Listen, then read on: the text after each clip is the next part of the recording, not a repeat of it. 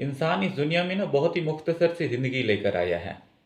60-70 साल की ज़िंदगी का एक साइकिल है और इस ज़िंदगी का ना एक एक लम्हा बहुत कीमती है और ये बहुत कीमती ज़िंदगी है। ये अल्लाह पाक की तरफ से दी गई एक नेमत भी है और एक अमानत भी है। इसलिए इस ज़िंदगी के एक एक लम्हे को, एक एक सेकंड्स को कीमती समझना चाहिए। और इस ज़िंदगी में ना वक्त की बहुत अहमियत है। अल्लाह पाक ने कुरान मजीद में भी मुख्तलिफ मकामात पर मुख्तलिफ औकात में कस्में खाई हैं। कुरान मजीद में औकात की कस्में खाई हैं अल्लाह पाक ने। जैसे फरमाया वल्लैलि इज़ा यग़शा, रात की कसम।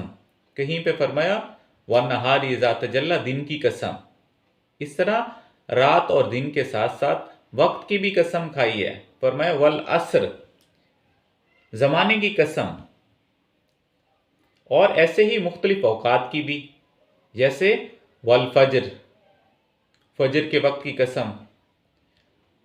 अल्लाह पाक को इन औकात की कस्में खाने की क्या ज़रूरत थी? इन कस्में खाने का मकसद क्या है? इसका मतलब दरअसल यही है कि ज़िंदगी में ना वक्त की बहुत अहमियत है। और इसी तरह से इस्लाम के जो अहकामात हैं वो भी वक्त के साथ साथ ख़ास किए हैं। जैसे नमाज है, रोज़ा है, हज है, ज़कात है। नमाज, बेशक नमाज मोमिनों पर मुकर्ररा वक्त पे फ़र्ज की गई है। रोज़ा मुकर्रर औकात हैं उसके। हज है, मखसूस महीने के मखसूस अयाम हैं। यानी वक्त के साथ साथ इबादात को भी मखसूस किया गया। रोज़ाना दिन तुलू होता है ना, सूरज निकलता है तो वो ऐलान करता है कि मैं आज आया हूँ, फिर नहीं आऊँगा। वक्त और इंसानी ज़िंदगी ना ये लाजिम व मलजूम है, इनको ना हम जुदा नहीं कर सकते। सब कुछ वक्त के साथ चलता है, इसलिए वक्त से ज़्यादा अहम कोई चीज़ नहीं है। हम इसको यूटिलाइज नहीं करेंगे तो इसने फिर भी गुजर जाना है। वक्त की मिसाल जो है ना वो बर्फ़ की सी है।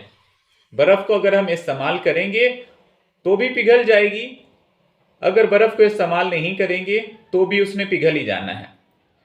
तो वक्त भी ऐसे ही है कि वक्त को अगर कीमती बना लेंगे तो भी गुजर जाएगा, वक्त को अगर ज़ाय कर देंगे तो भी गुजर जाएगा। इसको हम रोक नहीं सकते। सब कुछ पलट आता होता है, वक्त नहीं पलटता होता। दौलत चली जाती है फिर वापस आ सकती है। सेहत चली गई, अल्लाह पाक ने फिर सेहत अता फरमा दी। लेकिन जो वक्त गुजर गया, जो सेकंड गुजर गया, वो वापस नहीं आएगा। हम इस दुनिया में ना जो सबसे ज्यादा कीमती चीज ज़ाय कर रहे हैं, जो दौलत ज़ाय कर रहे हैं, वो वक्त की दौलत ज़ाय कर रहे हैं, जिसका हमें एहसास भी नहीं है। नबी अकरम सल्लल्लाहु अलैहि वसल्लम ने फरमाया कि मोमिन लायानी चीज़ों में नहीं जाता, यानी बेकार चीज़ों में अपना वक्त ज़ाय नहीं करता होता। ये मोमिन की निशानी है कि वो लायानी चीज़ें यानी फजूल कामों, बेकार चीज़ों में अपना वक्त ज़ाय नहीं करता होता। मोमिन की जो निशानियां बयान की गई हैं सूरत अल मोमिनून में, उसमें भी यही फरमाया गया, क़द अफ़लहल मोमिनून, बेशक मोमिन कामयाब हो गए। कौन से मोमिन कामयाब, कौन से मोमिन हो गए? आगे उनकी सिफात आ रही हैं। जो मोमिन कामयाब हुए उनकी अगली आयत में सिफात आ रही हैं। कौन सी? अल्लज़ीना हुम फ़ी सलातिहिम ख़ाशिऊन, जो अपनी नमाजों में आजिज़ी करने वाले हैं।